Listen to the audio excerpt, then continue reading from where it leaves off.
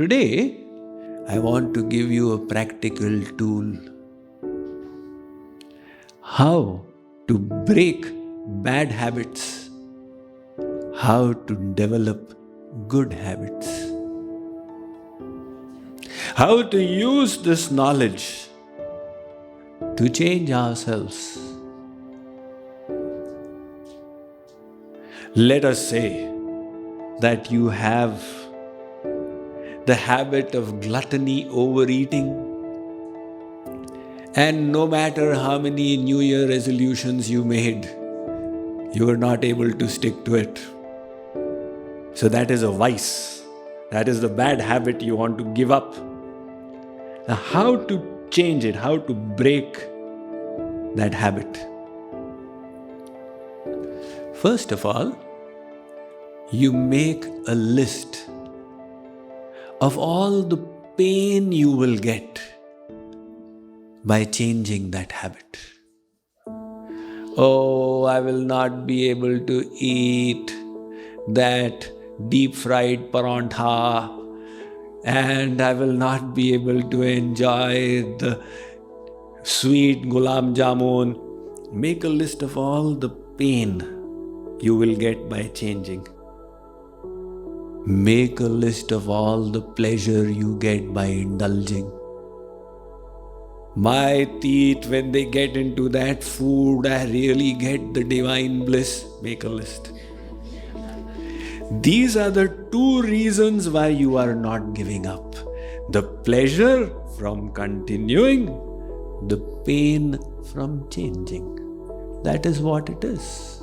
We are all pleasure seekers, and we have decided there is pleasure in this and there is pain in giving it up. Now, make list 3 and 4. All the pleasure I will get if I give up this habit. I will get good health, my weight will come under control, my knee pain will go away, the risk of diabetes will reduce. Make a whole list, well thought out completely. This is the pleasure.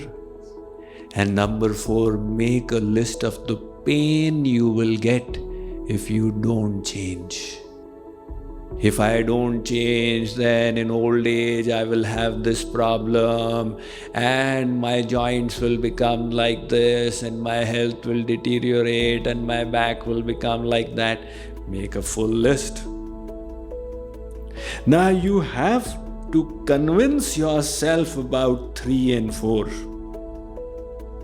If your intellect can be convinced that 3 and 4 are bigger than 1 and 2. In other words, the pain of not changing and the pleasure of changing is bigger than the pain of changing and the pleasure of continuing.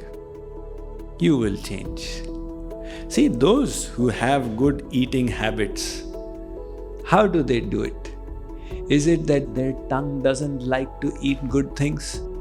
No, but they have convinced their intellect that real happiness lies in a proper diet. This is called Shreya. There are 2 kinds of happiness talked of in the Kathopanishad: Prayer and Shreya. Prayer is that happiness which is sweet now, and it will become like poison afterwards. Shreya is that happiness that is like poison now, but it will become sweet afterwards. So the Kathopanishad says, what are you going to choose? Prayer or Shreya? See, that is the whole fight between the parents and the children, isn't it? The children want prayer.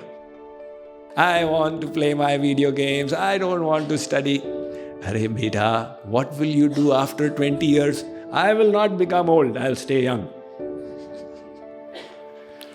So there's a saying in Hindi, Aamle ka khaya, और बड़ों का कहा बाद में पता चलेगा. You know, the amla, the Indian gooseberry, it's got the vitamin C of 10 oranges. You take an amla a day and all keep viruses away. But if you take it, it is bitter. So the child doesn't want to take it. So the mother says, look, beta, you take it. The benefit you will get later on. Very interestingly, after 2 minutes itself, it gives you a sweet taste in the mouth. So similarly, the mother tells the child that what I am advising you, you will come to know later on, the benefits. It is said that there are 3 stages in life. The first stage is my dad can beat your dad. The second stage is, oh dad, you don't know anything. And the third stage is, my father used to say.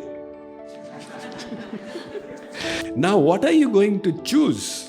Are you going to choose 1 and 2, immediate pleasure and avoidance of immediate pain? Or are you going to choose long-term happiness and take the pain as an austerity? Never mind. If you can do that, you'll break the habit. So you have to convince your intellect regarding 3 and 4 and look 1 and 2 in the face. This is why I am not changing. This is the stark reality. So this repeated contemplation will help you break that habit. Let us understand the habit loop. Let us say you came back home from office and you were feeling drained and oppressed. As a form of relief, you sat on your sofa before the TV, and for a little enjoyment, you took a cheese sandwich with a coffee. The consequence was that you experienced a certain amount of mental relief and sensual pleasure. Now let's say you repeated this behavior for a month. What was the consequence? Your mind created a habit chain. Now the moment you come and sit on the sofa, this acts as a trigger for the brain. And the brain then performs the action of creating the desire for coffee and cheese and the enjoyment of the television. And when you indulge in it, the reward is the little pleasure that the brain gets. That pleasure solidifies the habit and makes the habit loop stronger in the mind. This is how the brain works. Whenever you wish to do any activity, the brain fires up neurons in the sensory motor region, the neocortex, the prefrontal cortex. However, the brain has a self-programming ability. When it sees something is getting repeated, it creates shortcuts for it and stores them in the basal ganglia. That is why repetition makes something easier and easier and easier. In other words, the naturality comes. This is the habit-forming nature of the brain. Social scientists studied why some families develop the habit of fast foods. And they found that when the fast food joint McDonald's moved into the neighborhood, they first went to try it out. However, the taste of the food was the reward for the repetition of the action. And when they started doing it again and again and again, the mere looking at McDonald's served as a trigger to the brain to create the desire for fast food. And indulgence in it provided the reward for the brain thereby making the habit deeper and deeper. In fact, scientists have discovered that even after surgeries on the brain, habitual patterns don't change. Yet, there is hope. It was also found that when this fast food joint was moved out from the neighborhood, within a year or two, that habit died away. Hence, our brain is neuroplastic. We can either neglect it and allow bad habits to get established, or we can control it and adorn ourselves with powerful habits. When you see somebody with great discipline and self-control, you look and wonder, how did this person get there? It was all a question of struggling hard in the beginning to establish some good habits. So this is how it works. Whenever we do something at first, we are consciously incompetent. From there, we move to the stage of conscious competence. And from there, we move to the stage of unconscious competence. Thus, the secret of progress then is to exert yourself initially towards good behavior until the naturality comes.